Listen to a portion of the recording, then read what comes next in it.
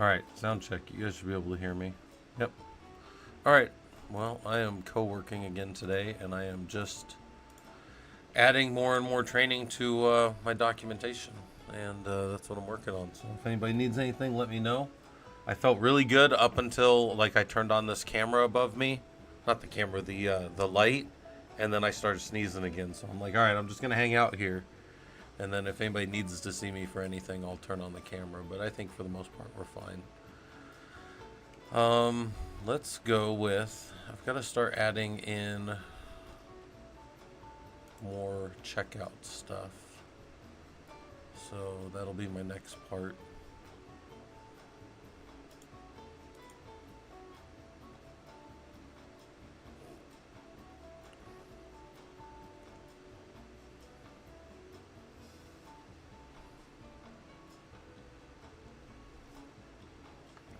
All right. So you guys are watching my normal Ranger cam and some other stuff. If you guys have any questions about anything you need to know about or work on today, let me know, and we'll go through that stuff. Otherwise, I'm just kind of hanging out. Probably talk to you guys as we go, but mostly I'm just checking everything out. So it's the werewolf server. It's werewolf config. Which node is the head node? There's that. We'll do the startup over here. Different startup. Sometimes when you're, again, building out training, you'll do some things in some spaces and then some spots in others. So I'm kind of laying out how I'm going to have these guys check on things and verify things and all that stuff in the cluster. So that's always fun. Lots of stuff to do.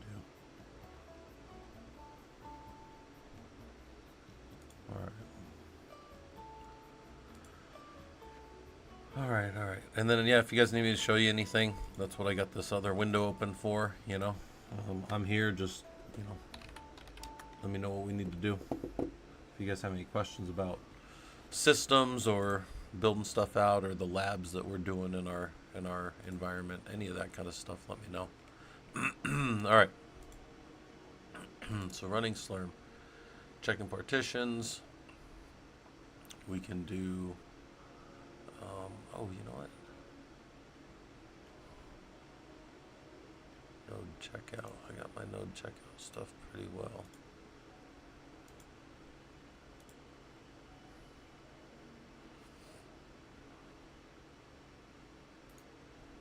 Okay, slide. Starting.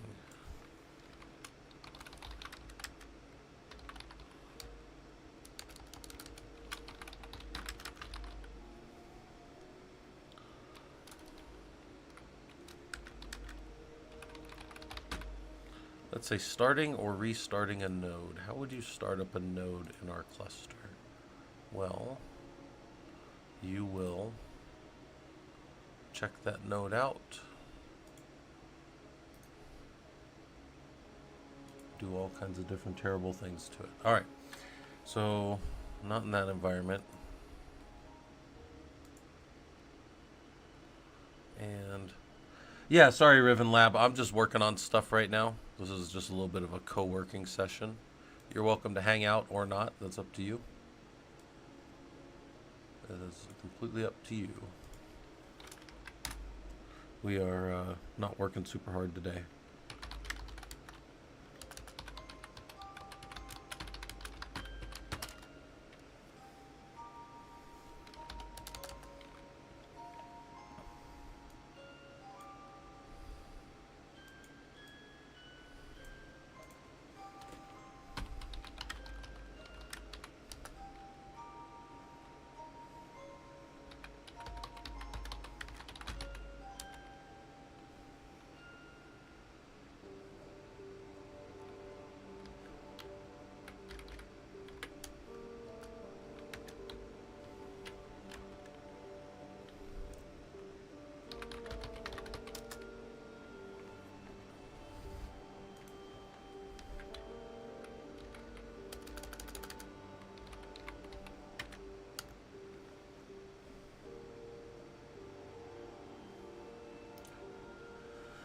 Yeah, I'm here, Chris. I'm here, Riven. I'm just kind of hanging out, not working too hard. If you guys need anything, I mean, I could pop on stream. I just I felt really good, and then I just looked up at my freaking light, and it made me start sneezing and stuff.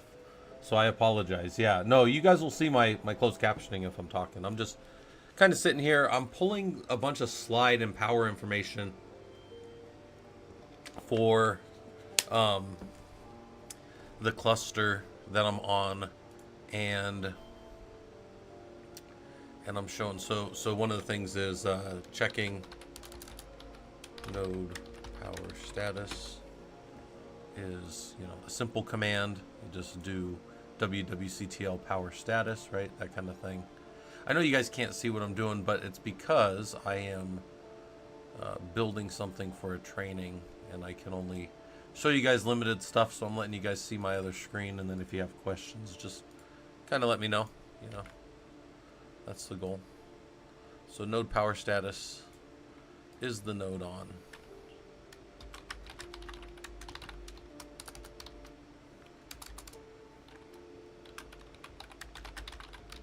Reset the node.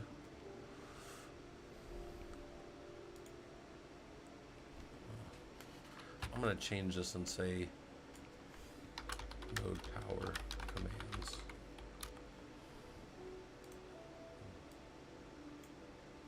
Is the node on? And then when our node power commands, which are, cycle off, on, reset, soft status. There's all these things that we can do to check out a node and make sure that it's kind of in a healthy state. So that's what I'm pulling right here.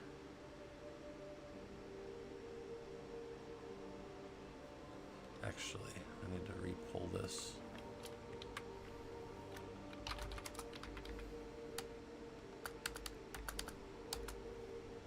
All right, there we go. Better version of the command that I want to show.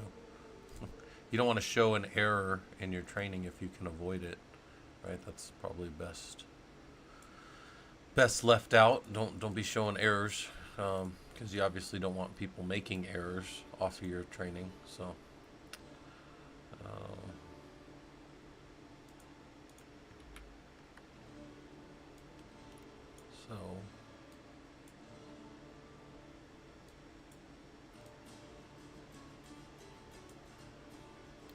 node power commands right there.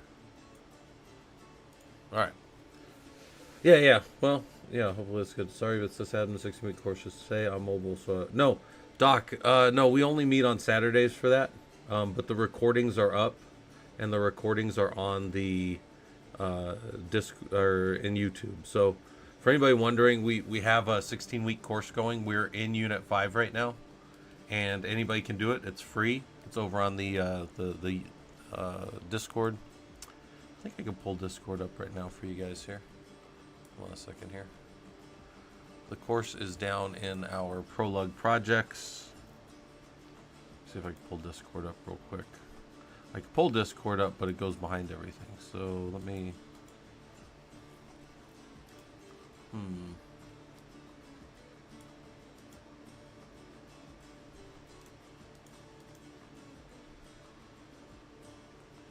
Make sure Discord. There we go. Yeah, here's our Prolog projects. We do the meetings on Saturdays. If you ever need to find where that is in your Discord, you always have a event section on the top left, and then you can see we're up to 198 people say they're doing it. I think we're going to probably have about 50 finish, but we have 198 at least interested, so that's good. That's the highest that number's been so far. That's cool. Title from Saturday. Oh no, hold on. No. Hold on. Sorry. No, Coworking Linux. Hold on. And then Coworking. Yeah, it just says. Are you sure about that? Because both of my things say I'm Coworking Linux. Co-working, which just means kind of hanging out. Like I'm working in a different window. That's what that should mean. It shouldn't say Unit 5, does it? That would be a problem. If it was Unit 5, that would be bad. That's not what I want to show. My YouTube said, huh, hold on. Oh, man. Yeah, it's definitely the wrong one. Hold on. Sorry, that's not you guys. That's... I don't know why my streaming software has me live twice right now. Maybe I'll just delete this one later. But the... Yeah, there's two. One says Coworking, and the other one... Oh, yeah, no, it should be Coworking. In Linux. I don't know why it says that, guys. I apologize. But I'll fix it there, and then I don't know why it shows two different things. No, I have this weird thing that shows two different lives on my YouTube side of things. So that's, I don't know why. Yeah, I don't know why it's doing that. Super weird, guys. And this one has more people than the other one, so that's weird too. All right, well, I mean, what can we do about it, right? So I'm gonna get this stuff out of the way. I'm gonna keep building this thing that I'm building. So node power status, and then we've got a console. Got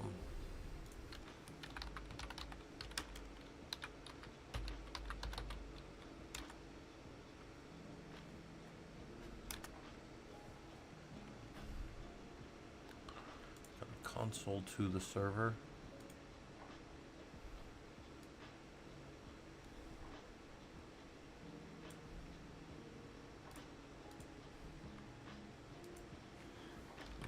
Dot duplicate slide node console to watch boot.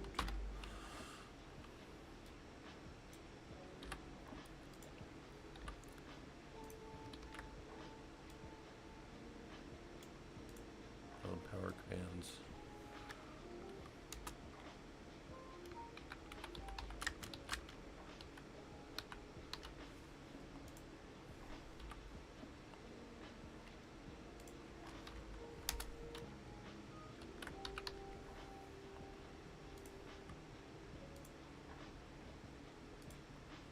Control plus EC dot to disconnect.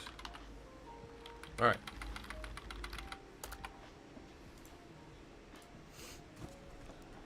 Yeah, Chris, I don't know why that's doing that. That's super weird. Yeah. I'll make it to everything but week 8. So we're in week 5 right now, and then we have a few more weeks. But in week 8, I'll probably be coming home from Hawaii on that day, so I'll probably miss that. But for you guys that don't know, I do high performance compute, Linux engineering, and I build systems, and then I also build training for them. So that's kind of my job. I have a Linux terminal there, so if you guys do have a question or want to know anything about the lab or anything like that, you guys should be seeing my terminal there, which I can see there that you do.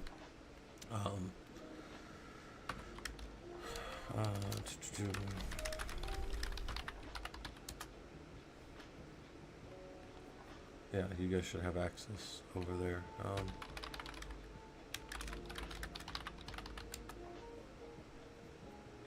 Console manager.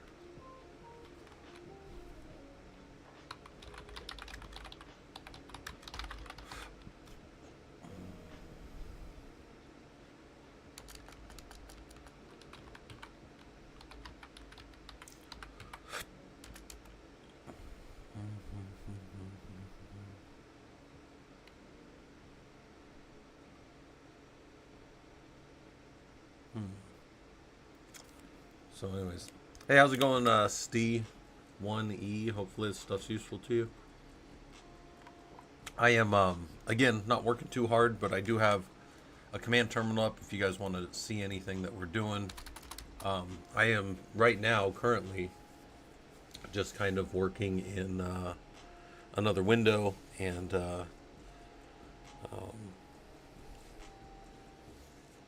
kind of making things work the way I need to. But I do need to pull up a couple of other things that are kind of gotchas in my environment. So now I got to go through a whole bunch of notes and keep pulling the notes out, right? Because this is what I do as a engineer a lot of the times, but also as a trainer, is I will have notes in different places, and then I will have to go grab them and pull them in for the different trainings. So now I'm going through some of my raw notes and putting in different things that I've had to update or edit in this special environment here.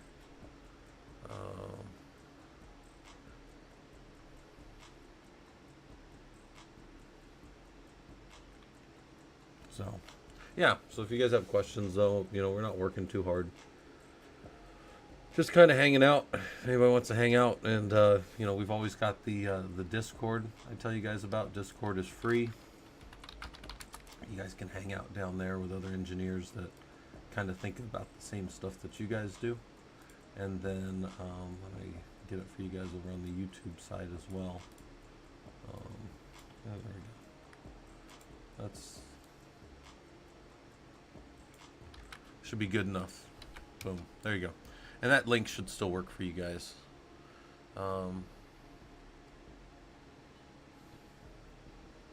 Yeah. So let me know if you guys have questions about that stuff. Watch boot. And then I need, maybe, in my environment here, the ability to see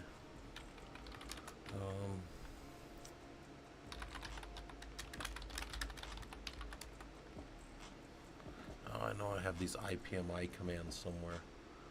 I'm going to pull this all the way to the end. I need it.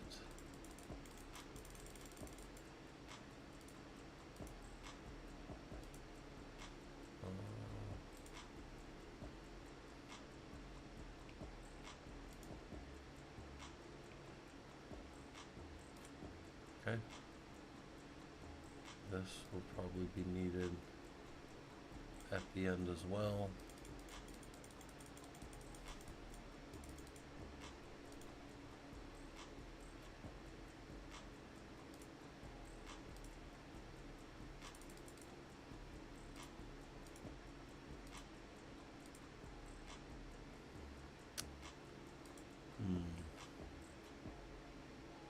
Probably close that one now.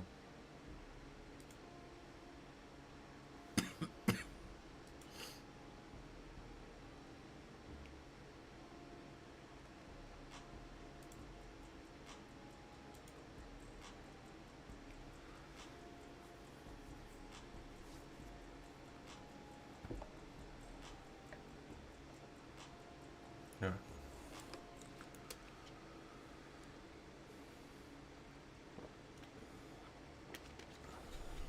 Ranger looks pretty comfy down there, huh?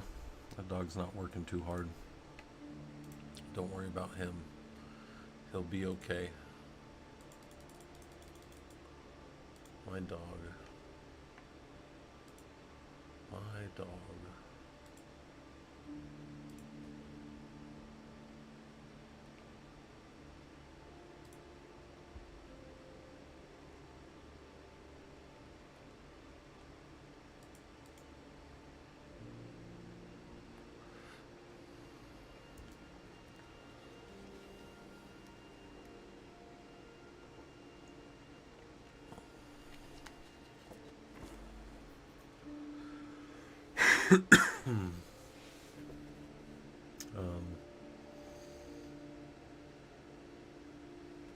Yeah, so that's all we're working on here. I'm gonna do some. This one I really need. I've got some doc here that I'm pulling over. So you guys that have seen my notepad before, my Notepad++, you know that I just kind of throw everything in there. But now I'm going and pulling out things that are important for this cluster. Whoops, cancel. Oh yeah, that's important. Good. And then there we go. All right, I think I've got all my important stuff far over at the end now. Okay. All right, good. So now I can start populating more of my documents that I'm kind of working on. Who's working today? Are any of you guys working today? I know I'm technically off. But you might say, why are you co-working? Well, because I get stuff done. Like I kind of can sit here and work in my environment and kind of knock off tasks and stuff. So that's kind of what I'm doing right now. Um, but also we can look in, the home lab. We can check. Let's go look for Ansible and let's do bang 964. So the exclamation mark or the bang will allow us to hit any previous history, and we want 964, which is Ansible servers fan out of 20, or well, it's not fan out in this sense, it's fork. So fork 20, and then -m shell -a uptime will go and hit all of the nodes that are in the server, which is all the Rocky nodes. And I just want to see if I can get to all the nodes. I want to make sure. So what happens is people use the labs, and then sometimes one or two of them will be in a bad state. See, Rocky 10 is busted again. So we need to go get Rocky 10 back up and working in my environment. Rocky 3 is down as well, so I can't get there as well.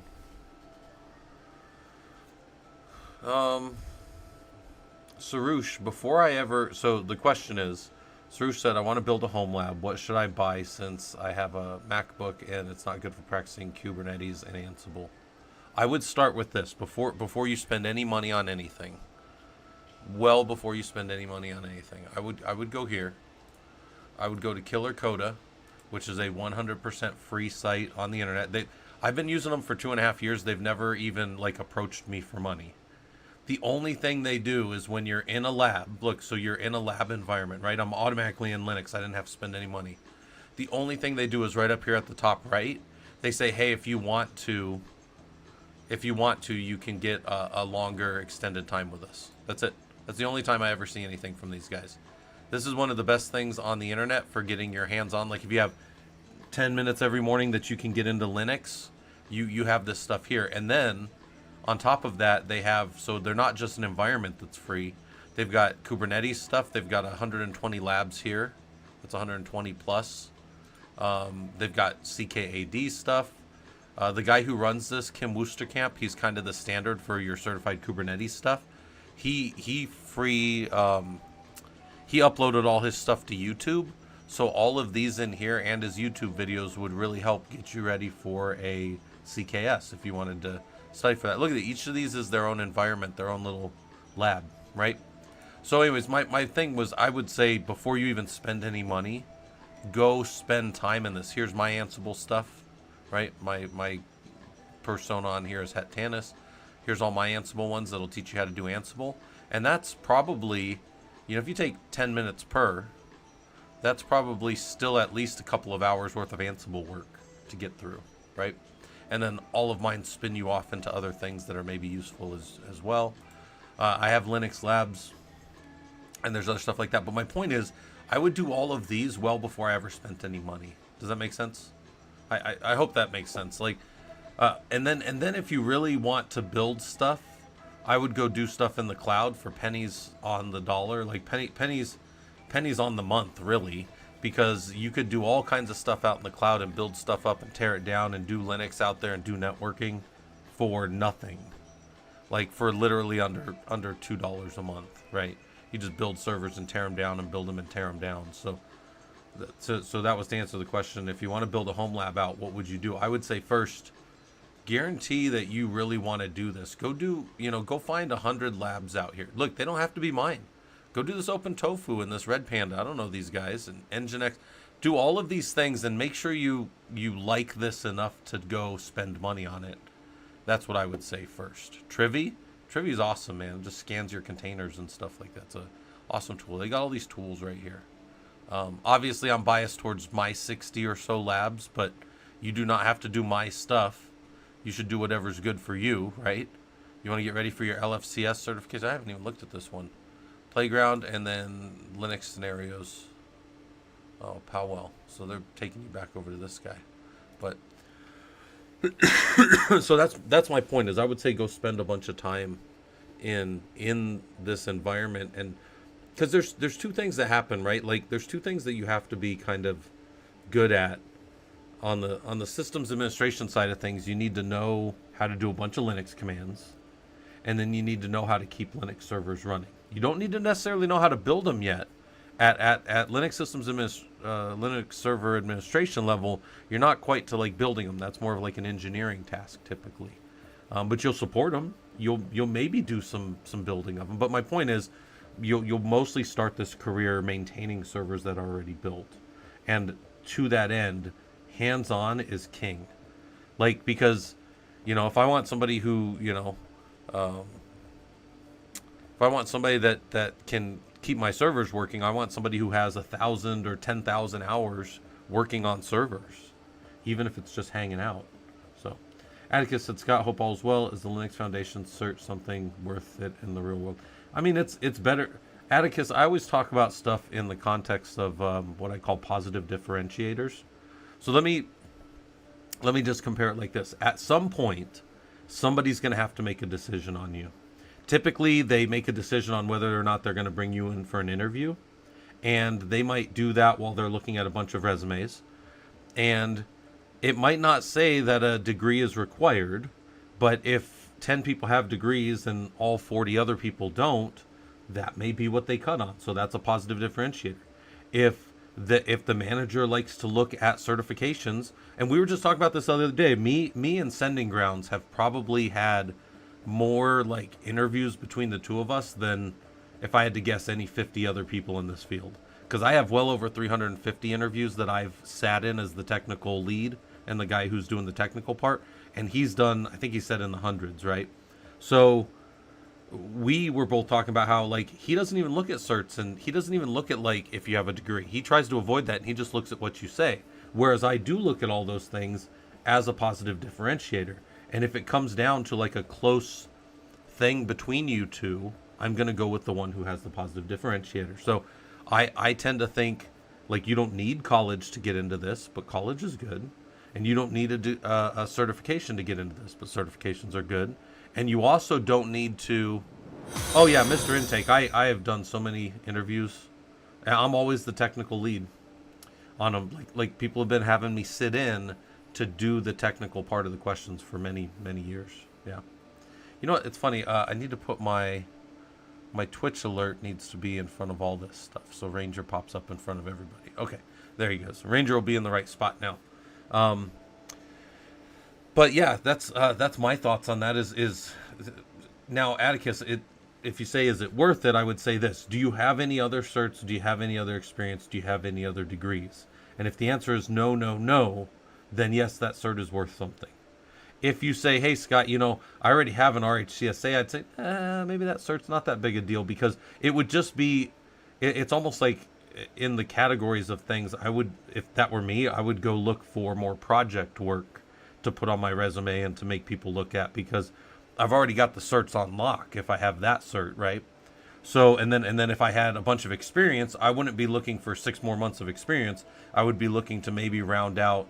This is why a lot of people that have been in the industry for a while go back and finish their degrees, because that's some other bucket that you're trying to fill up.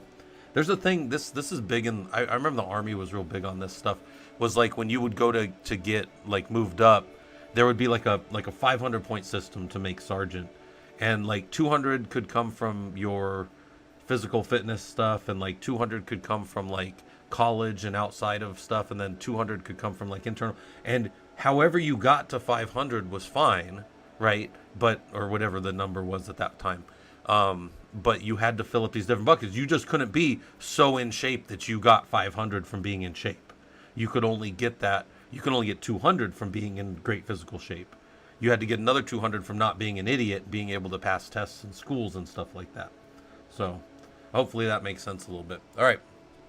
So I am back over here. Sorry, I'm over here working on my training a little bit. Let me move this over, then move this down. And then I'm going to say, if a node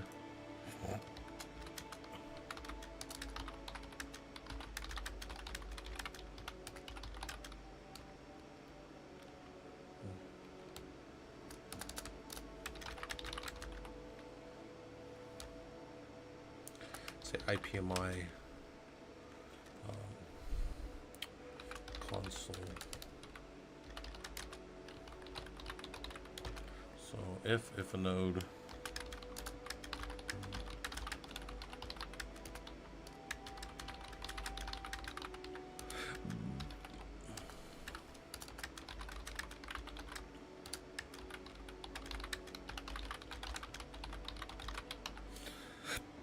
Oh, excuse me.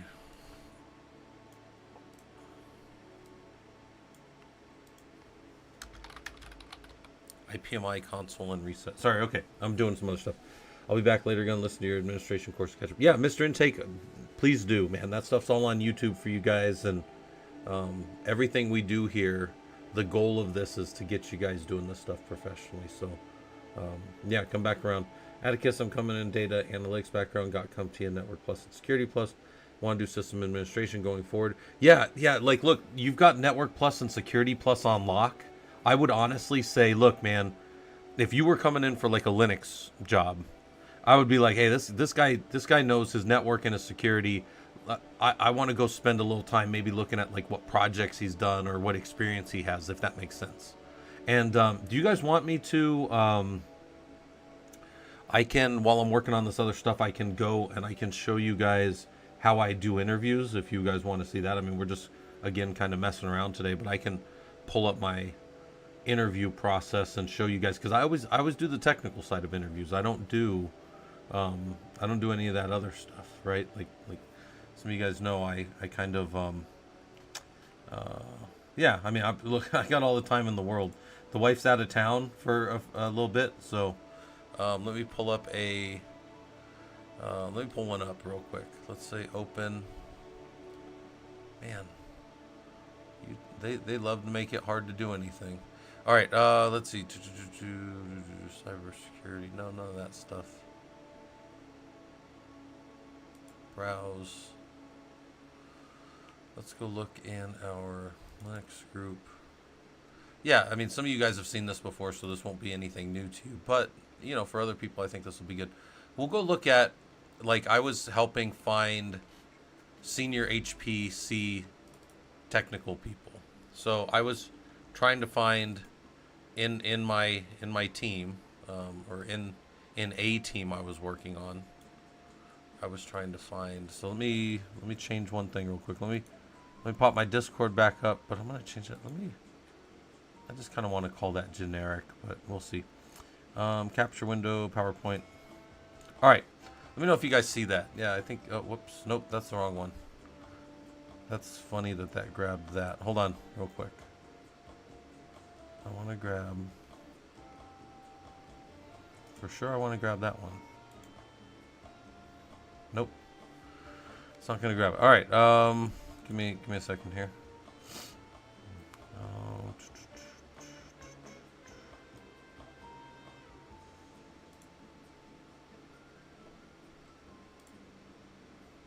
All right, hold on.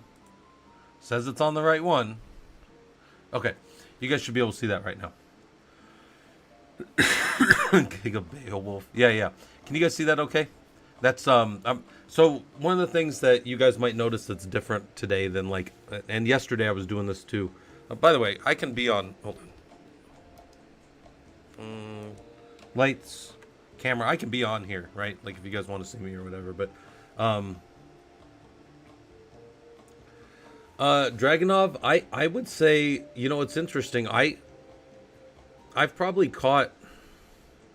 It's interesting. You'll see how I do it, because what I do, kind of, I really think the way that I give interviews for technical stuff is a good way to weed out bullshit. I really do.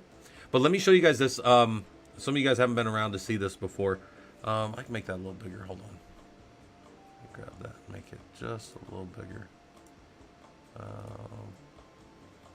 Let's see, hold on. Discord. It's my Discord window, but I switched it for this. All right, can you guys see that? Yeah, you guys see that. Okay. So the way that I approach interviews is I try to squeeze the subjective down to the objective, which is actually, if you ever do like qualitative research, this is also the way that qualitative research kind of tries to handle this.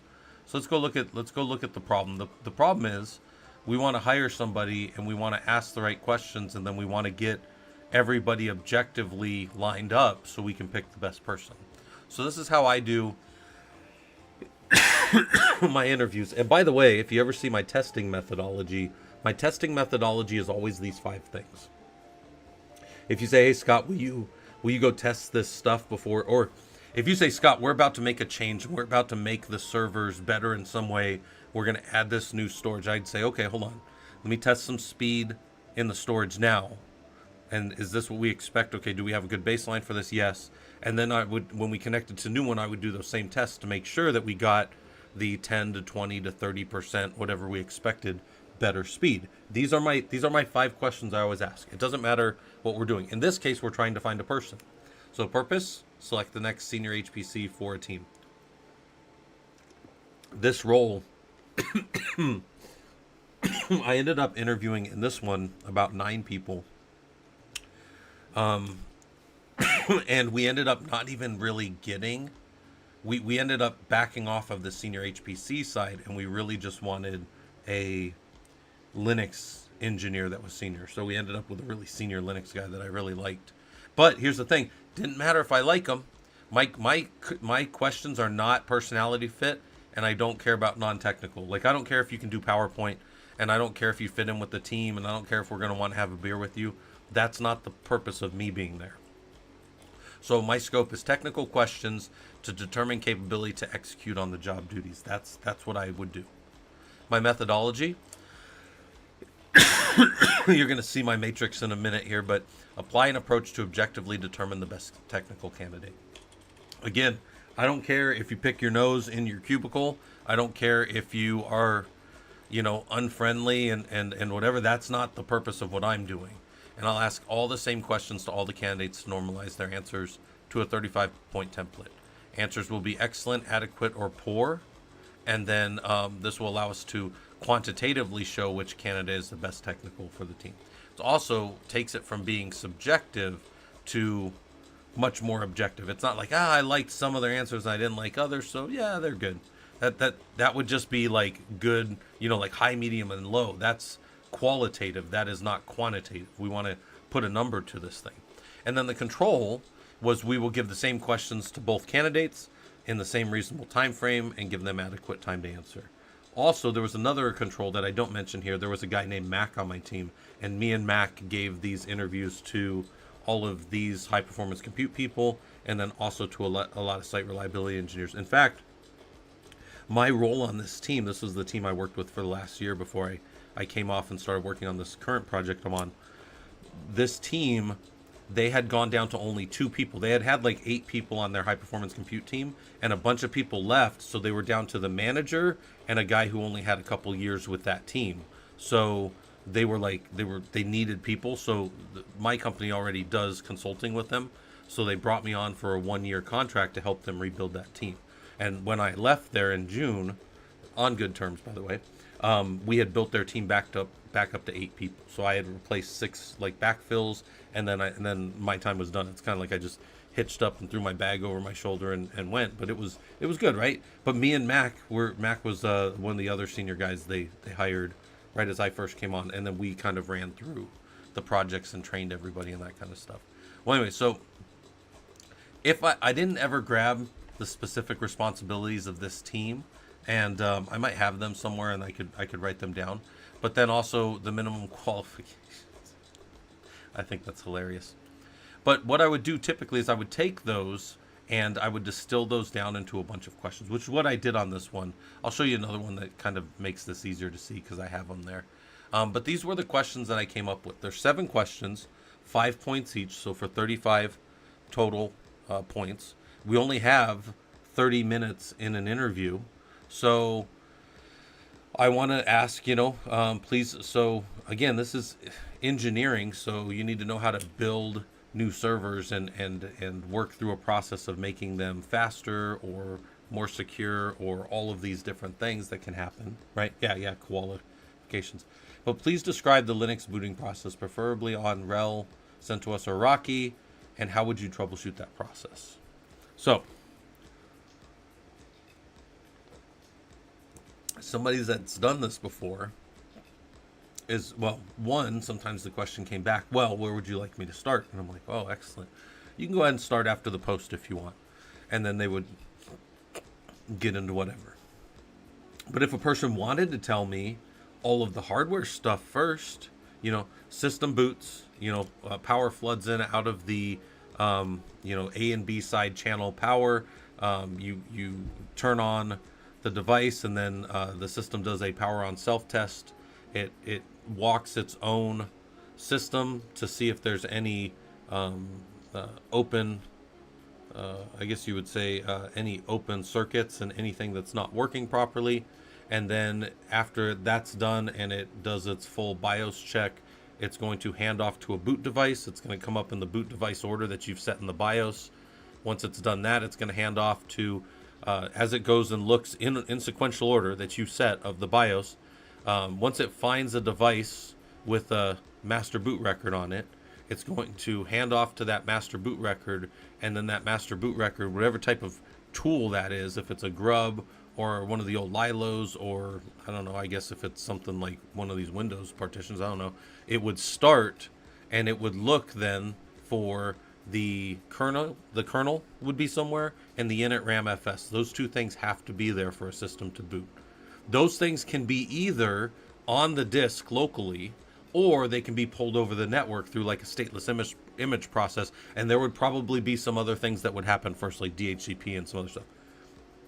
That right there, if somebody could even tell me that, I would be like, fucking person's booted some servers, right? I would know that. So then, that would be a pretty good response for me. But then they'd go into like troubleshooting, and we'd say, well, okay, that was pretty good. What if the system doesn't find its init RAM FS? What would you do? What are some things that you might do? And there's any number of things that you could do to try to fix that. That's also not something that I've ever seen in my career, but that could be something that we say. And a perfectly logical troubleshooting on something that far back, especially, if I say, well, I know from this environment that all of our stuff is out on the network, and once this node comes up, it's just going to reattach. I'm going to go ahead and treat this server like it's a cattle and not pet, and just go ahead and kill it. Rebuild. I'll redeploy. Redeploying in the first instance of a problem is, we got a redeploy process. It takes 10 minutes. That's probably going to be better than troubleshooting too much. Yeah, panic. Panic is the next thing. Yeah. When you see the BIOS, and it looks like the quadratic formula exploded. I stole that from Strong Bad. If any of you guys have ever seen Strong Bad's computer virus episode, pretty good, pretty worthwhile. But anyway, so, we would do that. And then the funny thing was, I told you guys earlier that me and Mac probably gave about 15 interviews between this and the other one.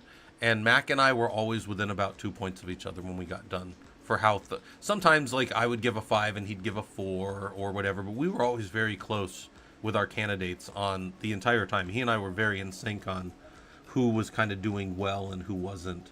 So again, I take whatever they just told me and I kind of mull it around in my head as I'm talking to them. And again, this has to like happen fast because you only got 30 minutes, right?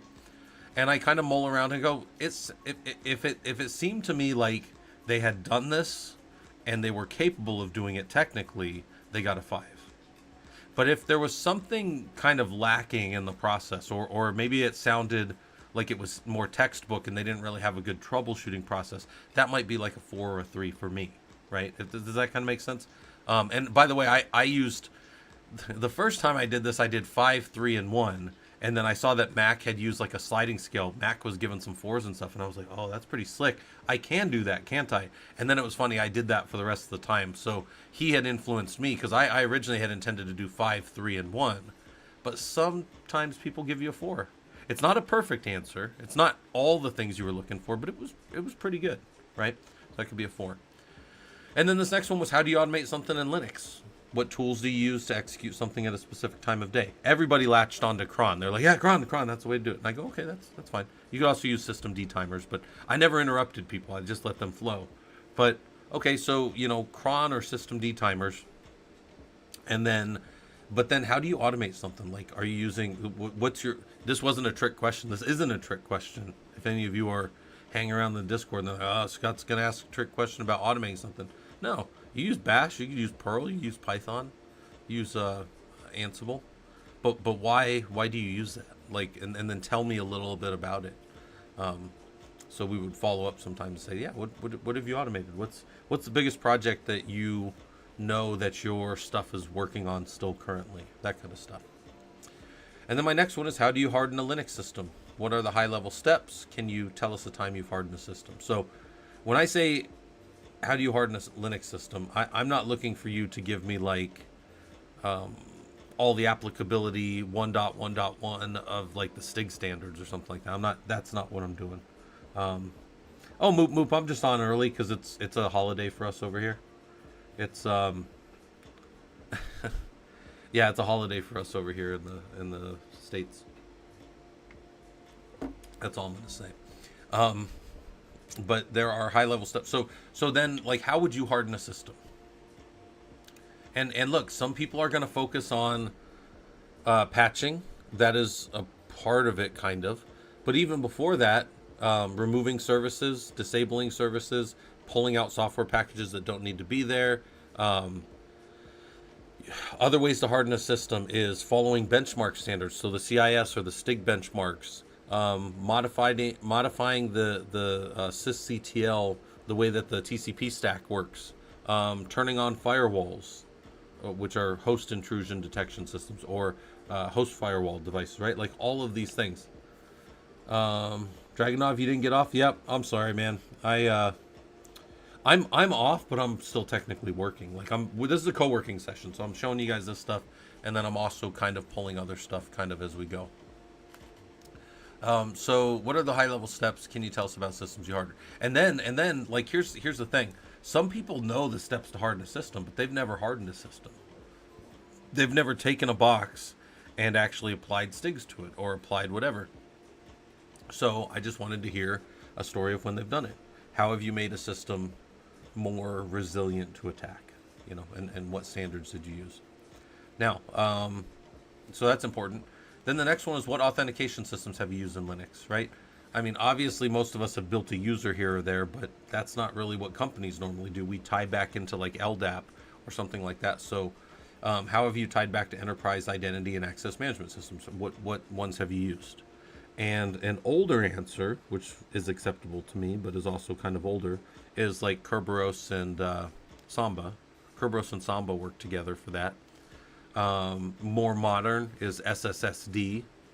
And then there's also, you could be doing IDM in Red Hat, those kind of technologies. I don't know. I'm trying to think of any other ones that are big right now that do that. Oh, Vault actually has a connector that'll do your identity and access management for you if you want from your enterprise. So Vault will do it. But it's basically like, how are you authenticating? Dragonov, no. This is stuff. A lot of this stuff comes from the systems administration course we're doing right now. I'm talking through a lot of this stuff with those guys. But no, the lab. Think of the lab as like your time, just hands on the keyboard. Like the labs that I have out there, those are all, you know, hands on the keyboard, learning about how Linux works. And yeah, I guess some of these would probably be helped by this, but this is a wide, this is a very wide knowledge type industry to get into. So you got to know a lot of things about a lot of things, right? Is it Burger Day? What's Burger Day? Oh yeah. I mean, I guess we could have. I might go get some burgers later. I gotta do lunch here in a little bit, but college courses I work with Linux, but don't get as in depth as this. No. I have Dragonov. I have a systems administrator course that's free on our Discord that we're running right now. It's a lot like a college course. It probably feels like a college course to people, since I've been a college professor for 16 years. But that being said,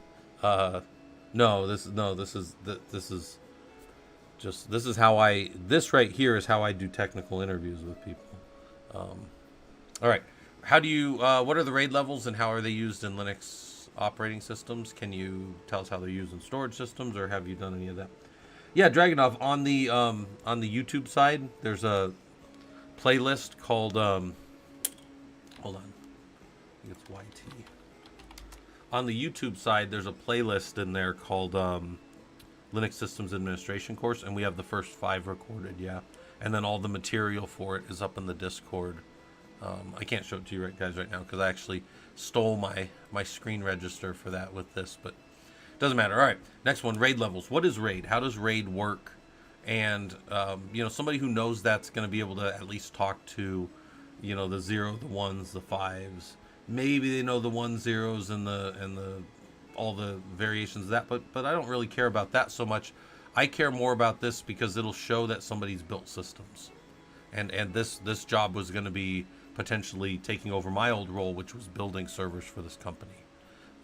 Because when I was on for that year, I had to do quite a bit of new server build process and get things kind of where they needed to go. So, all right. Then this next one is, what type of operating systems have you done?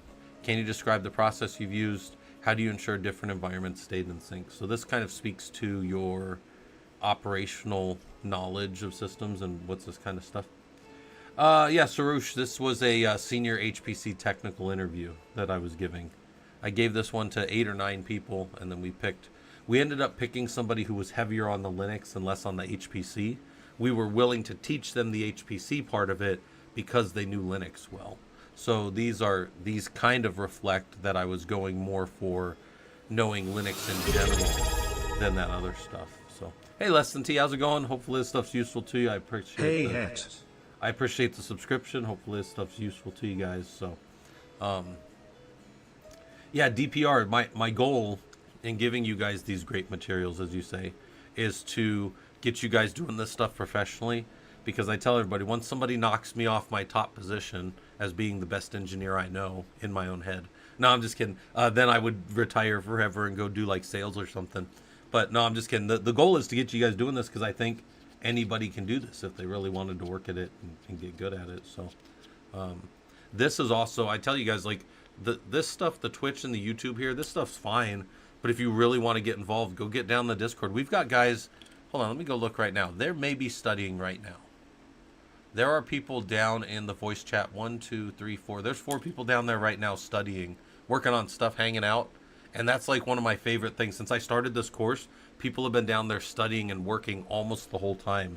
And I'm just like, that's fun. That's fun. That's what we're doing this for, is like get you guys. People were talking the other day. I saw somebody say like, hey, I've made so many good friends in this channel. They're not talking about me. They're talking about other people that are working on getting up there. And that's what I want. I don't, like, strictly speaking, and not to be a jerk, I don't need more friends. I have, a lot. I have 4 brothers. I have a huge family. I have all my Brazilian Jiu-Jitsu buddies and all that stuff. I'm not doing this to make more friends, although making friends is fine. What I'm saying is you guys are making friends with each other down there, and that's like kind of clutch to me. And then every time I hear about somebody getting a job from somebody else that they met, I think that's pretty cool too. So, yeah. Anyway, so you guys keep working on stuff, keep getting better at this. Anyways, what troubleshooting methodologies have you used? Can you describe an incident that you were involved with and how you found the resolution? So, you do this, and then it looks something like, did I wipe this? Huh. I thought I had the answers in here, and I thought that I had, this is the example of it filled out. I don't know why it's not showing there anymore, though. But let me show you guys, let me pull up a different one real quick. I'm going to close this one out. No, I don't want to show that again. Hold on. Let me get rid of that for a second. And then let me pull up. I'll show you guys the other one that we did. I want to say we did about 7 or 8 interviews for this one before we found the right person. This is the site reliability engineer. This is the one that I originally built this for. So let me pull this back up. Nope, wrong one. So this one, and then make him. Nope, wrong one. Well, it's weird that it won't show the one that I select. That one. Okay. Nope, it changed again. All right, keep changing. All right, we might have to toss this one out. We'll give him one more chance. I'm definitely clicking on the right window, which is what's annoying about it. super annoying. All right, that looks right. Doesn't that look right? Nope. All right, here's what we're gonna do, guys. We're just gonna move this one back to Discord because this window's named Discord. Give me a second here. Where the hell's Discord at?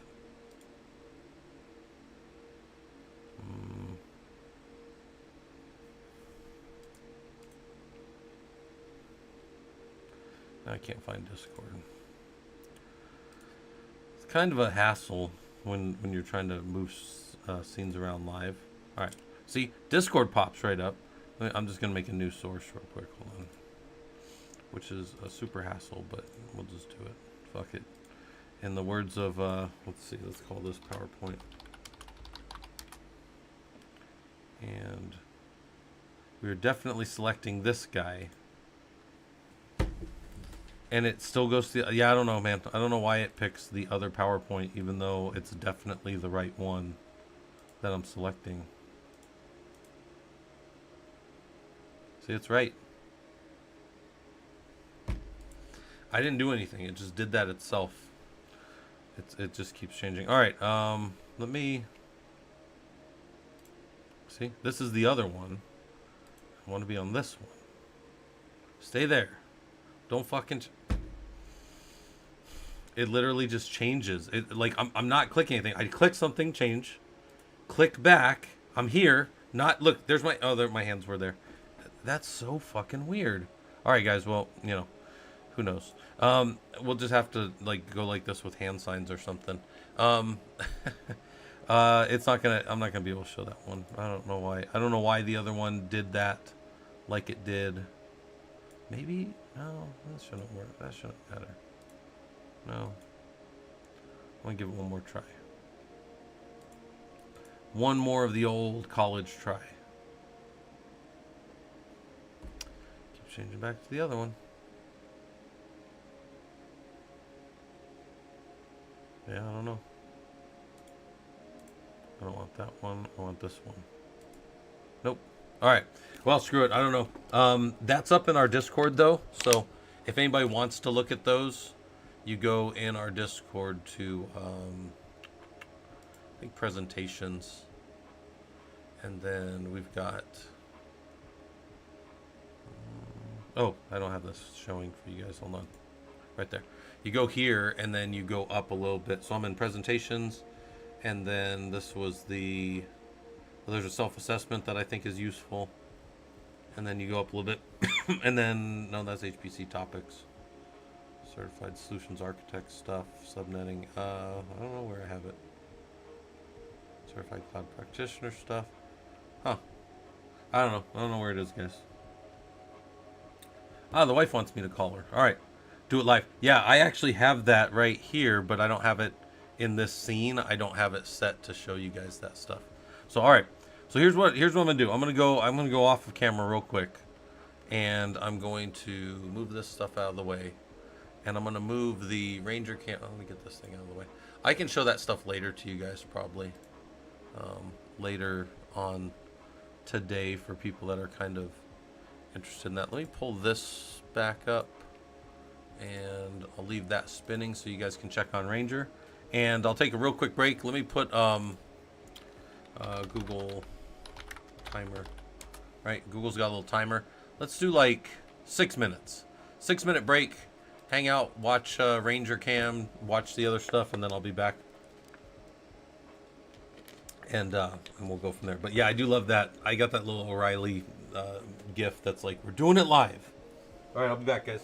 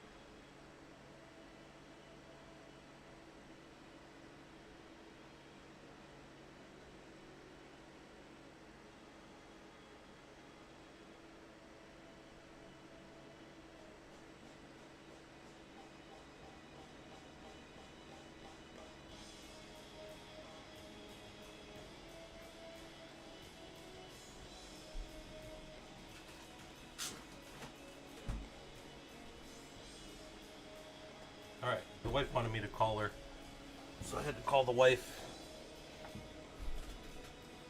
So, pop back up on here for a second. How's our timer doing? 3:24. All right, I'm gonna do some more of my labs and stuff while I'm doing this. While you guys are watching Ranger Dog.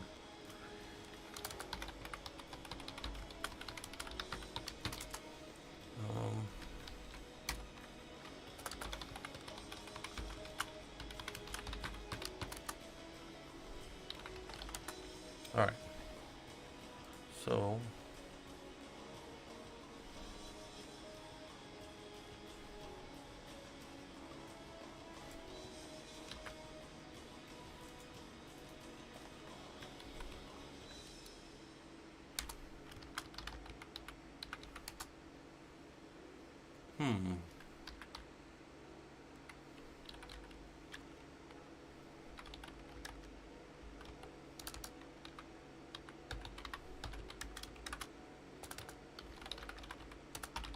Yeah, let me know if you guys have anything you need.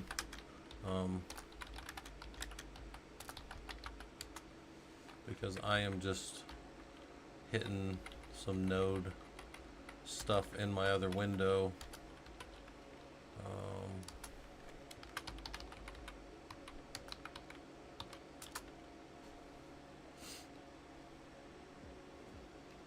So I am just showing these guys how to maybe check on their server. Like the goal of this training is really just to make sure that the guys who the team that takes over, right? Like you gotta think about it. If you ever build servers for people, right?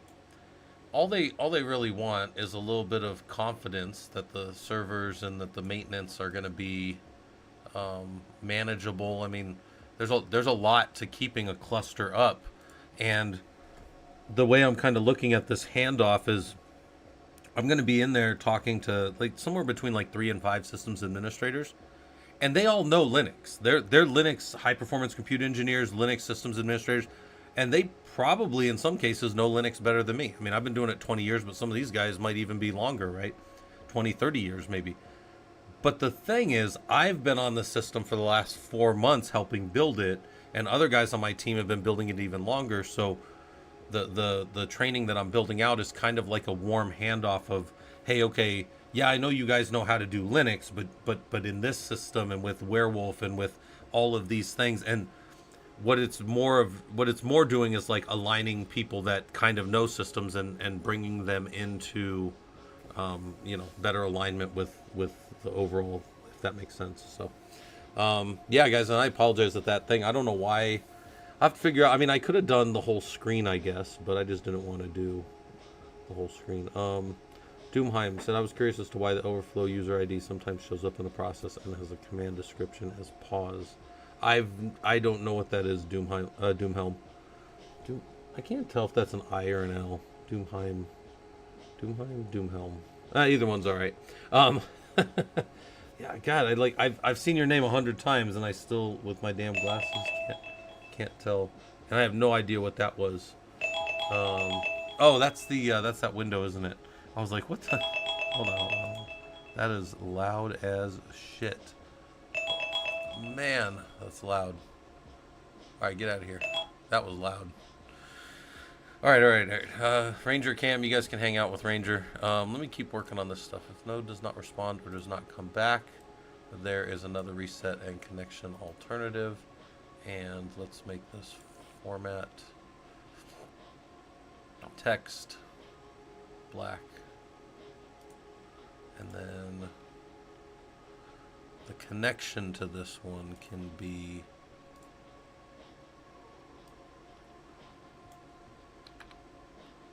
go back over to my other window and pull that up. All right.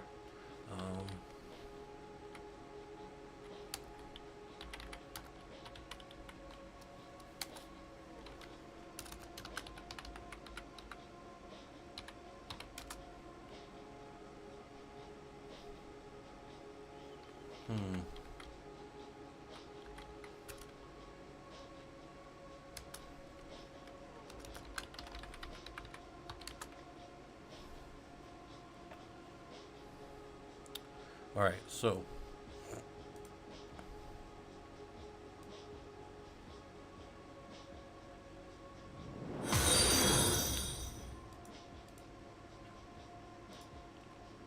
we'll go over here.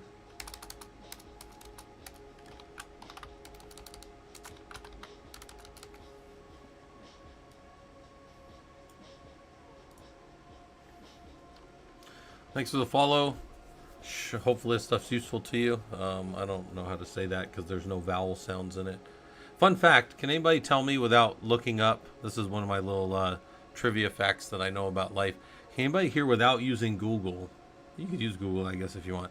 You might not even be able to find this on Google. Does anybody here know why, I bet Google knows, why a consonant sound is different than a vowel sound? Do you know the difference? Anybody know? Anybody know that right off the top of their head? How are consonant and vowel sounds different? All right, this is currently being held open by console, but you can connect. Nash, okay, all right. Yeah, you guys got to remember, I'm not the sharpest knife in the drawer anymore. Currently being held open by console. But if they ever need to troubleshoot, they'll be able to troubleshoot this. So, all right, crux, copy, boom. System.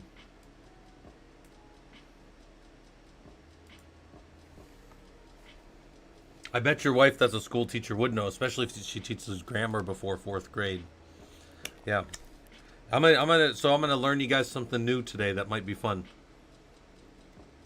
I'm also gonna have some of you guys going ah, a, e, o, u, ah, a, you know, like all that stuff.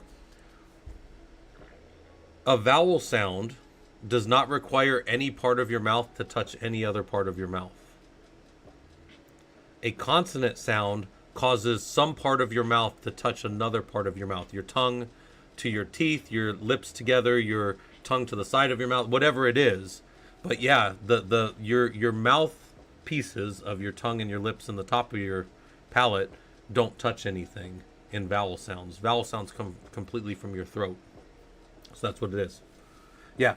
So Michael, that's a part of it. Yeah, that's a part of it is for consonant sounds, your mouth has to do something, your mouth or your tongue or something. But yeah, so if you say ch, yeah, you're touching your teeth. Yeah. Yeah. Whatever it is, right? But yeah, that is the difference between a vowel sound and a consonant sound, in case you're wondering. So then you say, yeah, because I always heard that Y could be a vowel sound or a consonant sound, and I didn't know the difference. Well, that's why.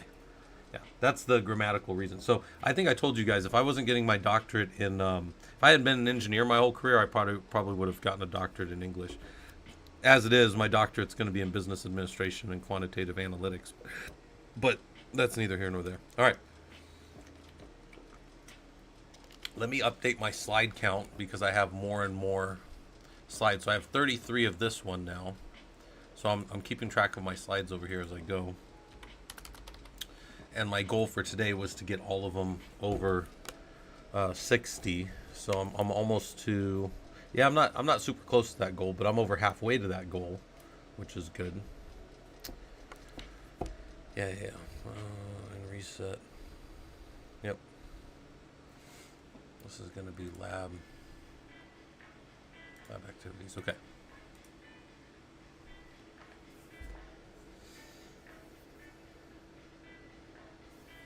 Name one. Lab requirements. Gotta have some lab. Whoops. Access to system. Root is preferred. All right. Boom. Hey, Street Track, how's it going over on the YouTube side? Yeah, we're just we're hanging out right now. I am doing stuff in my other windows, so I know I'm not doing as much directly with you guys to see.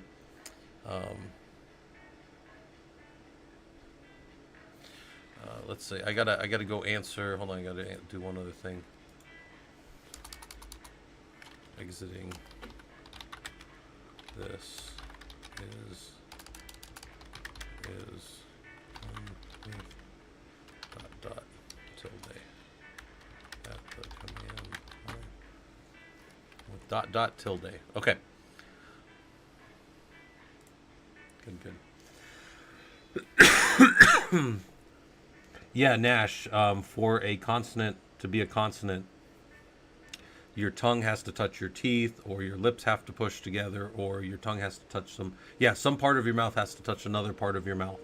So vowel sounds are basically from the throat completely, and consonant sounds are formed by the parts of your mouth. That's what it is.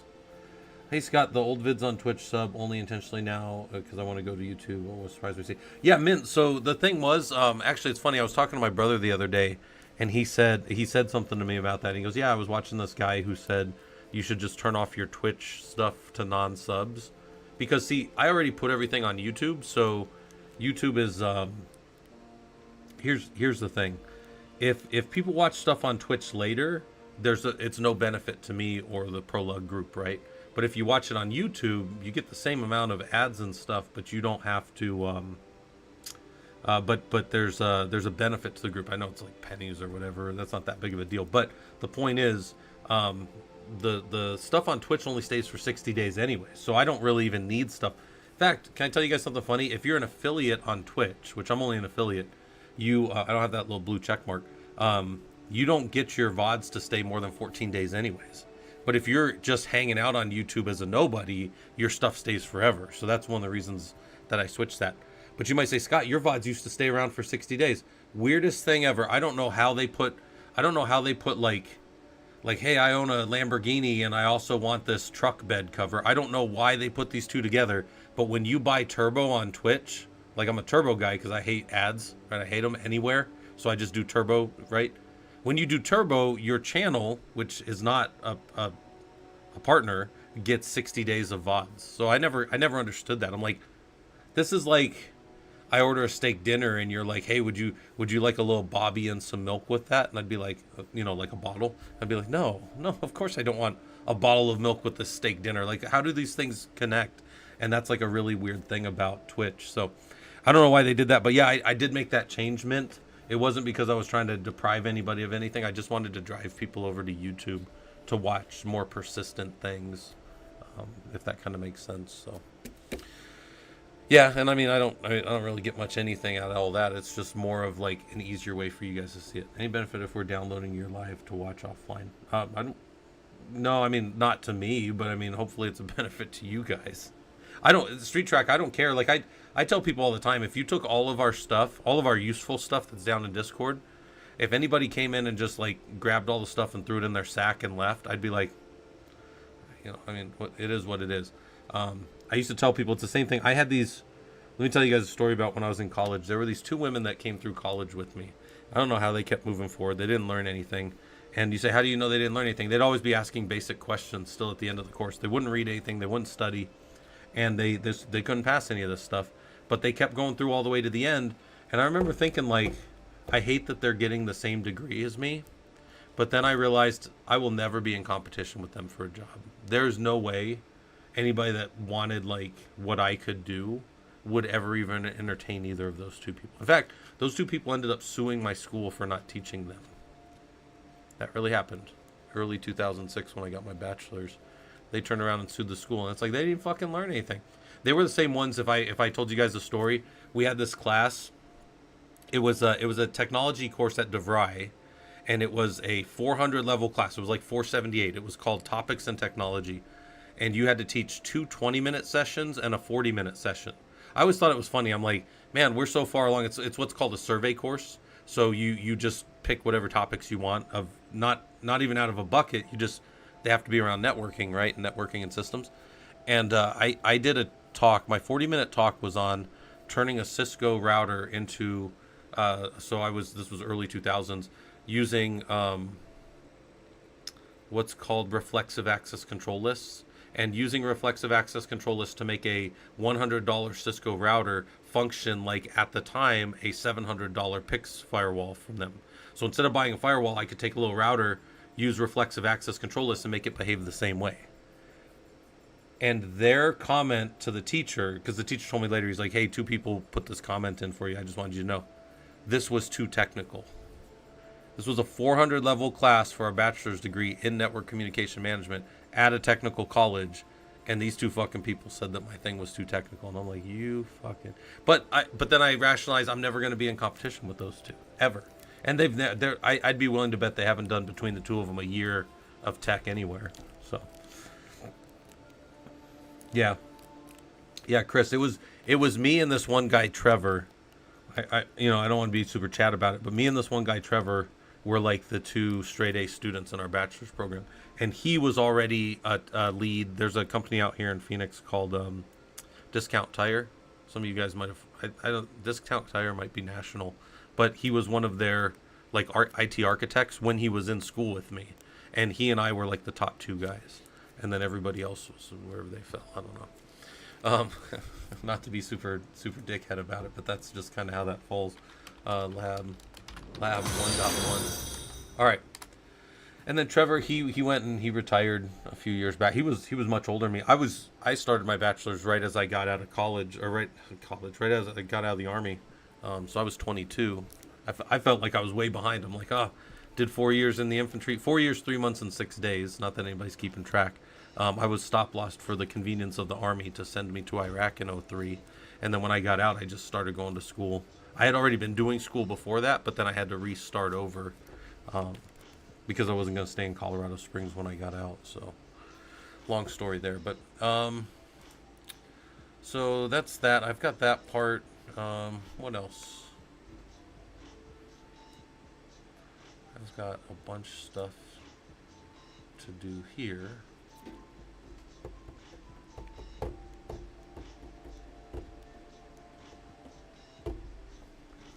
Re-downloading content. The attack on the Internet Archive actually has me afraid that I should have wget everything I only have links to. Yeah, I don't know. Whatever happened to the Internet Archive? Were people trying to get rid of it? Were people trying to destroy history? Right? That's a thing. There's whole groups that's all their goal is to make sure people don't remember stuff. Yeah, Street Track. I think some of the Socratic stuff is some of my better stuff. We should redo that one of these days. So this whole week until Sunday, I think my wife's out of town. She's up in Boston and in the northeastern states with one of her friends and one of her girlfriends. They just wanted to hit a bunch of those states back east.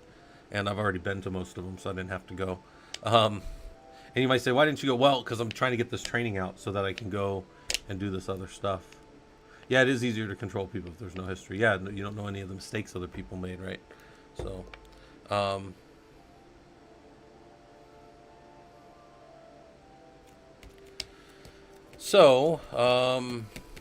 what else? I've been adding, so while we've been talking, I've been kind of working on this other screen here over here. But, yeah, our Socratic stuff, by the way, in case anybody's interested in that, there is a recording on it, and then we also have all the notes up in our Discord. So what the Socratic method is, for people that aren't super familiar, is it's a method of asking yourselves questions about stuff. And let me just grab, pretty sure I have this here. So here's like all the Socratic Linux answers. Let me grab this real quick. Hold on.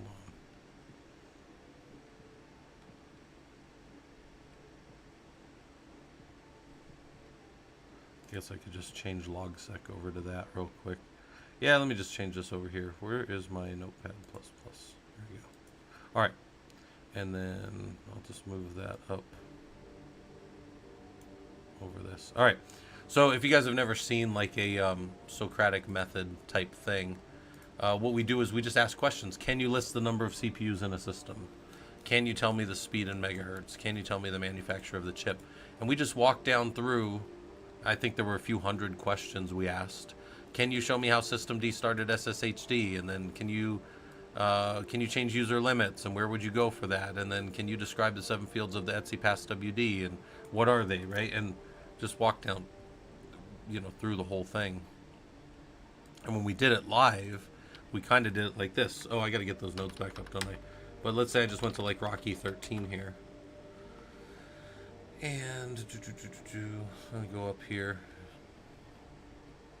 Let's just say like we were doing the disc stuff here. So I'm on Rocky 13 and I go here and I say, can I check how many discs I have? LSBLK. There's all my discs. Oh, they're set up in an MD80M array, so that's kind of cool. Somebody's put them into a RAID 5, and I can do LSBLK-F, and I can see information about those disks, and then I can do FDisk-L, maybe grep for XVD, and I can see the disks that are there, and I can do my ls-l dev disk by, and then there's all these different things that the disk could be by, and I could see what all the disks are, and by ID and by path and by UUID, so I can map all these things inside of my system.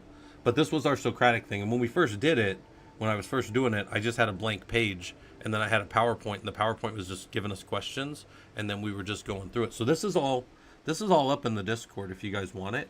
But the question would be, like, you could do it kind of like live and just run through it. It would probably take you like a couple hours to go through. We have a lot of them. And the goal is everything in there you could pretty much just run on a system, run in a lab, go up in Killer Coda and run it and practice, practice doing the stuff on a system, right? Like what's the worst you could do in Killer Coda? Just delete everything and start the lab over. Who cares, right? You get to the end and you have to start over again. Who cares?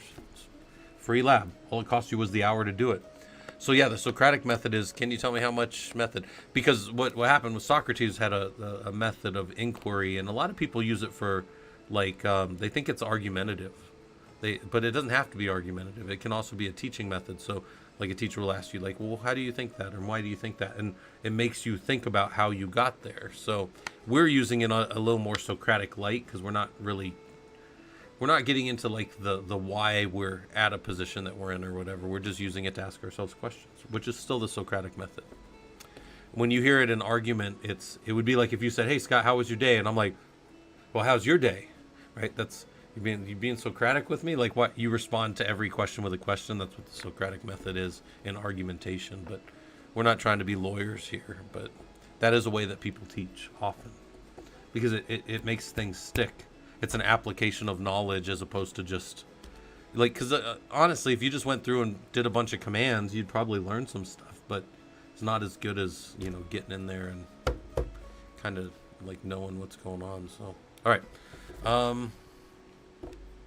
Let me keep doing my little training here.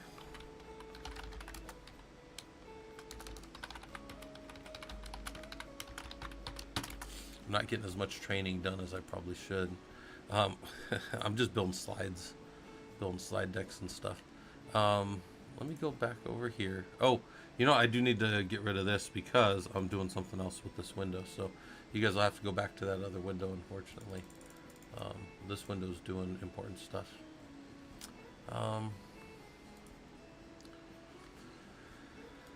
Let's see.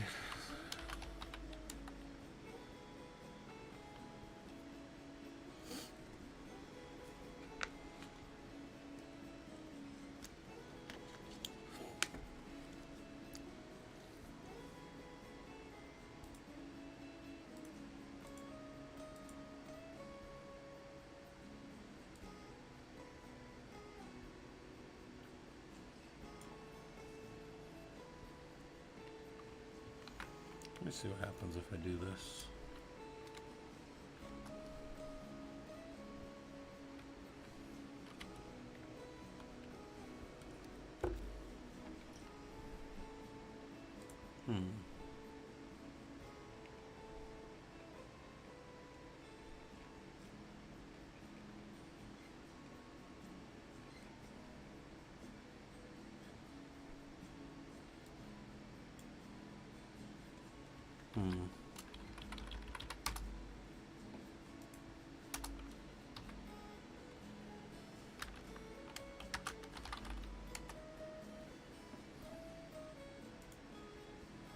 Sorry guys, I'm grabbing another little slide here. Some presentation material in a different window. Let's go here. No, I need to get out of there. just up a little bit.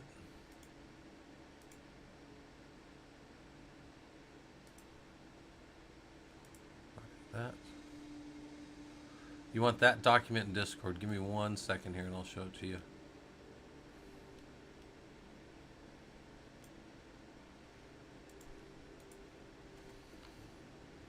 Let's see.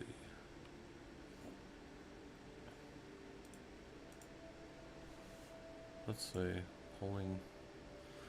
Need to go find this tool. Pulling information.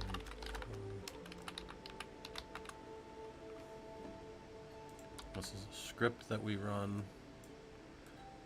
Hold on. Yeah, let me show you guys that in Discord real quick. Hold on. Excuse me. So, Discord. Turn on Discord. So, you guys were asking where you would find the... So if you go in presentations,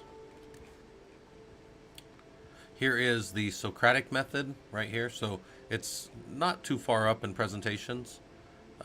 There's some Prometheus stuff. There's some other stuff. But then right here is all of our Socratic notes. So you can download all the notes in, you know, whatever format you want, but it's just going to be text. And then here's the Socratic method. And that's all the questions. But the questions are also right here, so you don't necessarily need the other stuff. Yeah, you know what, Chris? When I heard that thing about the WordPress heating up, I was like, this sounds just like the cups thing to me. Who uses WordPress? And I guess the answer to that is all kinds of people do that are not like doing stuff professionally. I guess is the answer to that. But like, I can't imagine like a corporation running that. I mean, are there any like big corporations out there running WordPress? Because I would think you'd get like laughed out of it like an engineering meeting or an architecture meeting if you wanted to run WordPress. I would think that's what would happen to you. But maybe I'm confused about that. I don't know. I don't think I'm confused about that, but I'm pretty sure I've never seen that in my professional career. But I've not been everywhere in my professional career either. Yeah, I know there's a ton of people using WordPress. Are you saying there's organizations using WordPress? I guess. I mean, I don't know. Oh god. Don't even get me started on NASA, man. Usually grandfathered in via... Yeah, guys, I'll tell you what, man. You want to hear some shadow IT stories? I was on a team one time. This is a pretty big company, too. And I was the platform engineering lead for a big insurance company. Some of you guys know that. And we had a team go shadow on the marketing side, go shadow IT, and they had over 500 servers over there. And we were like, you guys can't be doing this. And to be fair, before I had gotten there and when this first happened,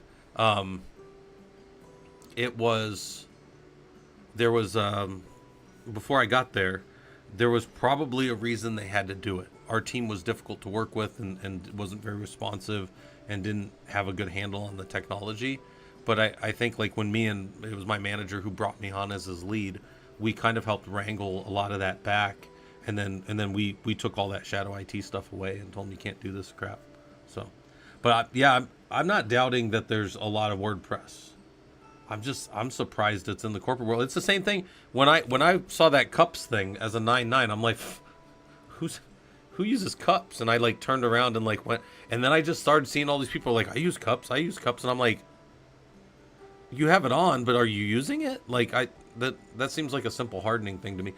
And then my background is, you know, obviously a lot of government stuff and a lot of system stuff for big colleges and stuff, and I've never run cups on anything. In fact, I go find it and turn it off when it's installed.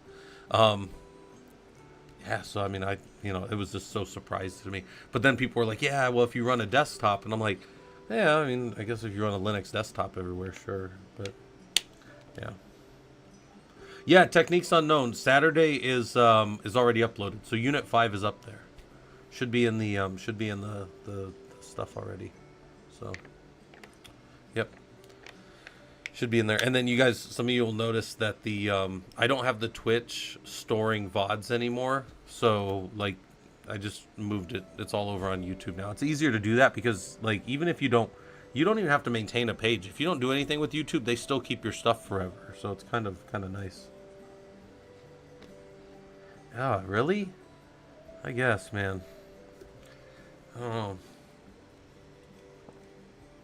I will admit though that I guess there's probably a lot of reasons to use certain tools or whatever. But yeah, cups being 99, I was like, wow, that's a pretty high. That's a pretty high one. Not as high as when we got log what the hell was that log one that we had, log 4J, right? You recommended by YouTube this time. The Socratic method was real good, fresh and knowledge. Good. Yeah, Laserbisk. The goal of that Socratic thing was to show you guys that you can find things and think things through and figure this stuff out. There's probably a few thousand other questions we could ask in that one and keep going. Interesting. Yeah, one plan. I didn't know that. I guess I mean this is one of these things where you're not in the industry, so you don't see it. But yeah, I've only ever just murdered cups every chance I got. So I guess there's other way for people to use it. So interesting. All right, I'm gonna close that down because we don't need to see that anymore. We'll leave that stuff spinning in the background for people that need it, and then let's keep.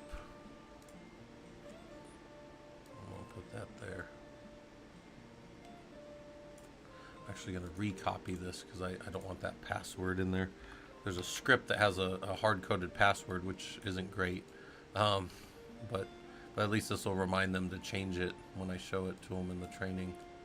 Tell them, yeah, make sure you change that because that's not the right password anymore. And then I think there's a bunch more scripts in there.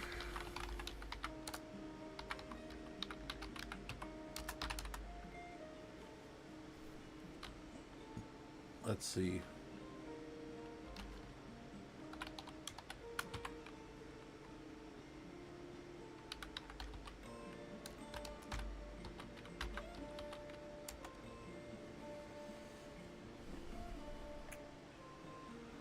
Specified IP.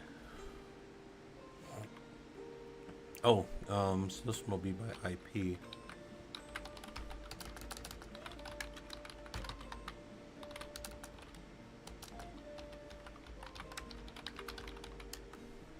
All right.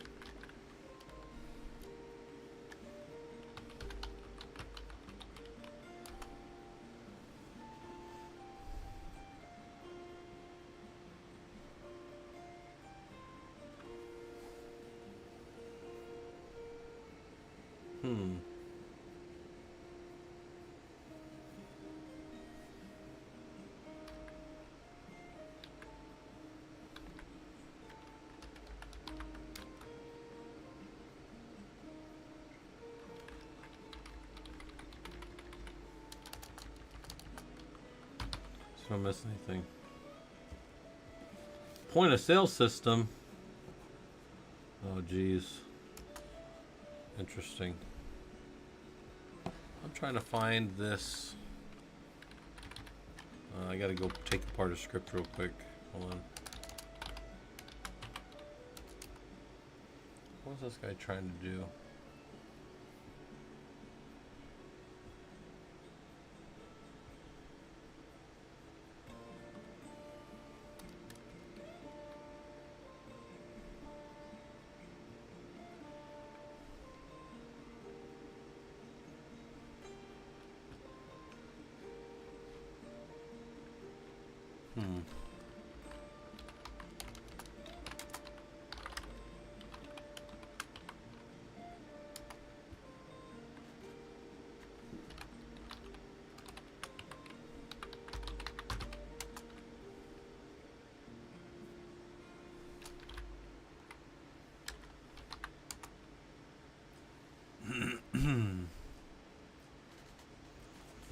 Hey, Monkey Man, how's it going? Yeah, who has cups exposed publicly to the internet? Yeah, that's fun.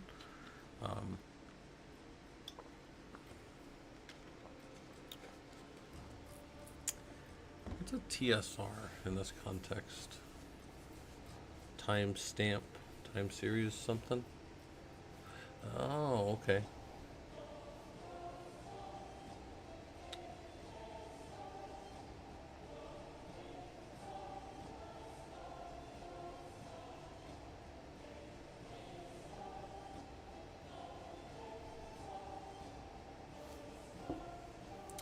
Sorry, I'm watching a script run against a set of rack atom nodes in our environment.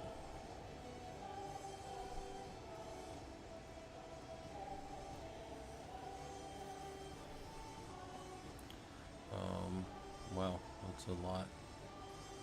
So, let me gather this.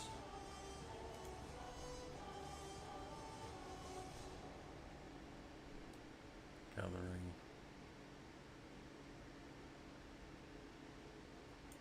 TSR data.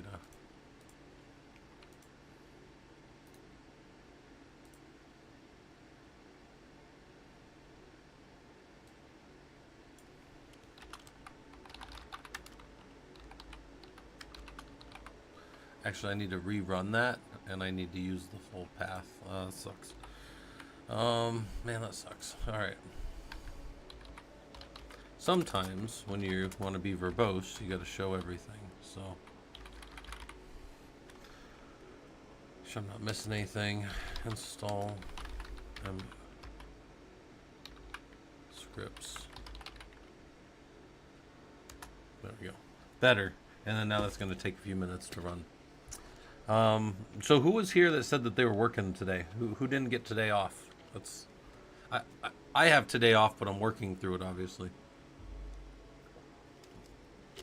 Since what I'm doing in this other window is technically work. But I think that I might try to do some more like co-working like this, because I think this stuff keeps me focused. Wadius off, you don't have today off? Yeah, that happens. Dead end. It's Columbus Day, right? Isn't that what it is here in the U.S.? Or is it Columbus Day in the U.S. But then if you don't like him, then you get to name it something else Day? I think I don't know. I thought it was. Oh, so you don't get that over there? Okay. Yeah, I think the UK calls us the ungratefuls over here. I think is the way that is. I don't know if everybody's still bitter about the the fight a few hundred years ago. I'm just kidding. All right, let me grab this real quick. Hold on.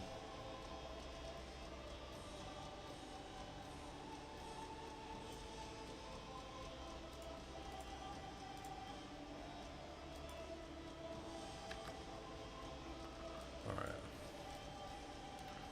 TSR data.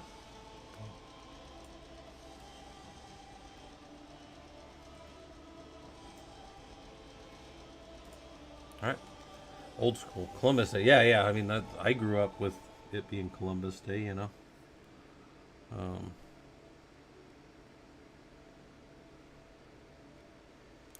My wife said she's at the Gillette Museum, and the funny thing about that is, being at the Gillette Museum, is she was telling me, yeah, it's made out of wood and wrought iron, this and this, and I was like, razor blades, and she's like, no, not razor blades, and I'm like, but it's Gillette.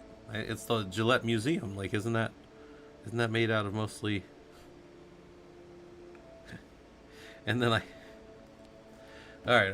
I'm getting too loopy here. All right, so that's gathering some data like that. Let me see if I can get this other one to work now.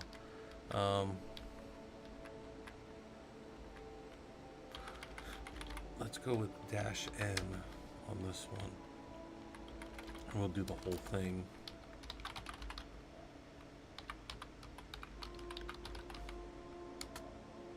All right. Oh, man.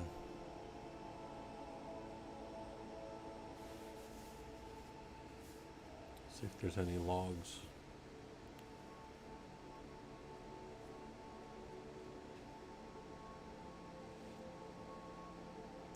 My wife, so this was one of the most shocking things. I was like, we're sitting there hanging out, and she tells me the other day, she's like, so I made her watch the new Deadpool movie, and I thought it was fine. I didn't think it was great or anything, but I thought it was fine. And we get all done watching it, or we're talking while we're watching it, and I'm pausing it and stuff. And she goes, "Who is Wesley Snipes playing?" I hope I'm not going to ruin anything for anybody. It's a few months back, so I think it's fine to know that Wesley Snipes is in it. She goes, "Who is he playing?" And I'm like, I stopped the movie and I looked at her and I'm like, he's playing Blade. And she's like, Blade, who's that? And I was like, are you? She's like, are you messing with me right now? Like, like she knows about Marvel because her son, my stepson, was big into Marvel, and I'm like, you know all about Marvel, and she goes, yeah, and I go, you don't know who Blade is? And she goes, never heard of him, and I'm like really? He's the first of like the big. I know there were Marvel movies in the '80s and '90s and stuff, but I'm like, you, I'm like he's the reason they made. I'm like, you're kidding me, right? And she goes, yeah, and and I was explained to her that there was a second movie which was as good as the first one, then there was a third one that was but I was like, Ryan Reynolds and Jessica Biel were in the third one. That was like the big hook. That's why they like looked at each. And she's like, oh, I didn't get any of that. And I'm like, so I had to buy Blade on Amazon Prime for like $7 or something to show it to her because she's never seen Blade before. I'm like, I'm pretty sure everybody's seen Blade, but my wife had not. All right. Oh, I got to do this, but with a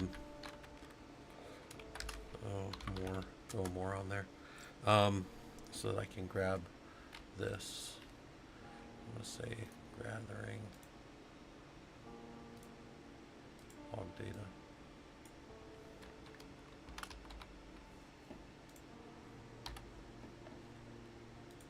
I don't know how well you guys can hear that song that's playing right now because I don't think I have the sound pass through the way I do on my other window, but this song is also used in a game called Mechabellum, which is a super fun little game. If you haven't played Mechabellum, it's one of my favorites. I'm gonna capture this stuff. Nope, didn't mean to do that. Just kind of fun little. I don't know where else this song is used, but I know for sure that it's used in Mechabellum. Kind of fun. This little auto battler where you get your robots to kill each other. Ends up being pretty fun.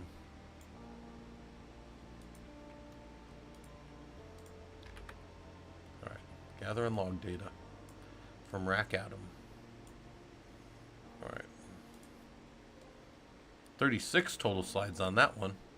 Man, I'm getting up there now. 36 slides.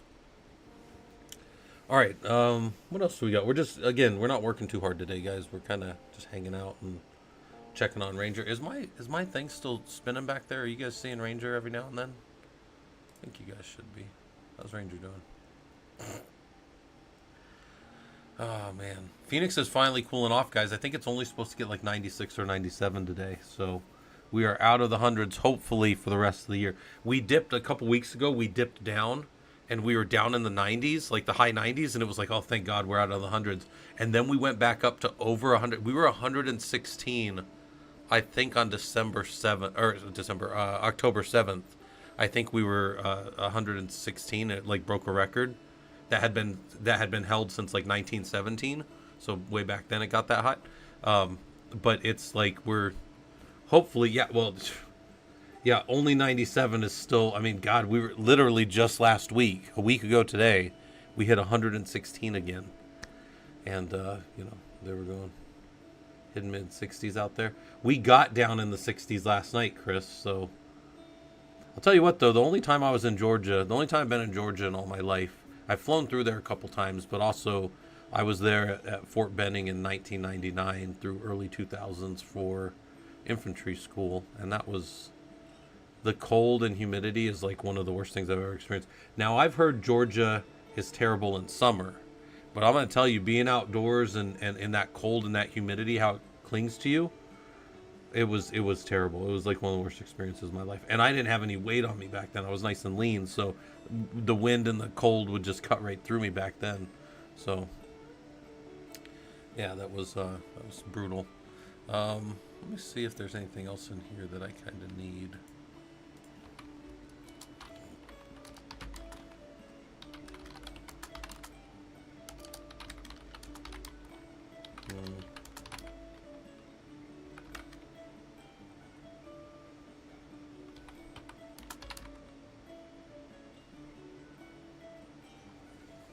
It's my first summer in Georgia from South Texas. It was a piece of cake. Yeah.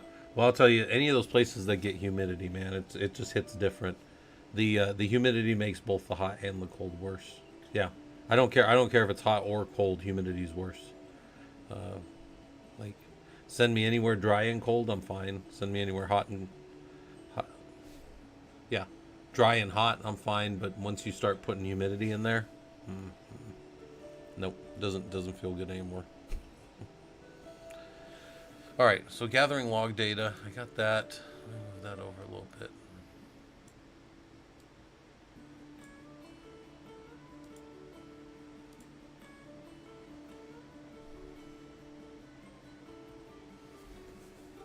Hmm.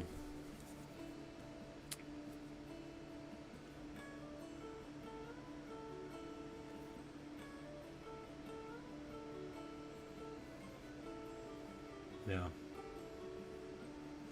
We were talking about this yesterday, I think, too. Like, some of the guys here are from Texas, and one of them had mentioned, I forget if he was Houston or where he was, but they hit like 110, I want to say in like March, and we were not even to 100 yet. And I was like, geez. So they basically got hotter faster, but I don't think their summers held on nearly as long as ours has. So there's a thing. So Phoenix also has a really good like monsoon season in July, and that's like our one like high humidity time of the year.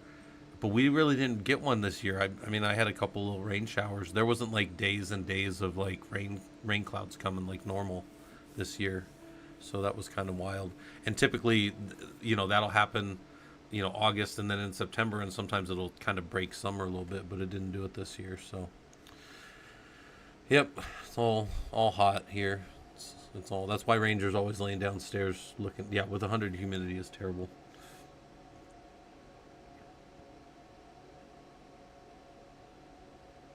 All right, all right. Hawaii. Yeah, I'm gonna be in Hawaii in about 2 weeks. So I think the 28th is when I'm doing this training that I'm building. So I'm getting closer to going out there. But I need to verify that that's when we're going out. Like, and I got to get my plane tickets and my hotels and stuff. So I got to work through that here. I actually probably got to talk to my boss today. Even though we're on, what's it called? Holiday today, they all seem to be working. Like my Slack is going, and I'm like, are you guys like? Do you guys realize it's a holiday right now? I'm like, what's going on here? It's a holiday. What the heck's going on here, guys? But all right. So yeah, I've got that. Let me look at this other thing. This one's at 29. This one's at 58. 58. 20, oh, that one's down to 29, huh? I don't know why it's at 29, but I'll take it away. And then I'll start doing my worksheets and all of my lab things for these guys to work on. More content for the training.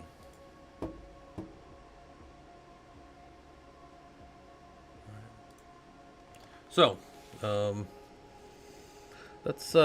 probably stop here. I'm gonna go grab some food somewhere. I gotta find some food to eat, and I might be on later. I'll probably be if I get on later. I'll be more serious for like the stream. We'll do like an actual stream, not just me kind of hanging out and doing this stuff. But if this stuff's fun to you, like if you like doing, not necessarily this, but like Linux stuff in general, we do have a Discord. We have a fair amount of people down there trying to better themselves and doing this stuff professionally instead of just kind of doing this as a hobby. Like hobbies are great, but you can also go do it professionally if you want to make money at it. And our goal here is to help you kind of get into that and get towards that. So, yeah, I'll be back around. Let's go I'll find somebody on the Twitch side to raid if I can. But for you guys over on YouTube, unfortunately, I don't have anything cool like that for you. Let's find out who's on.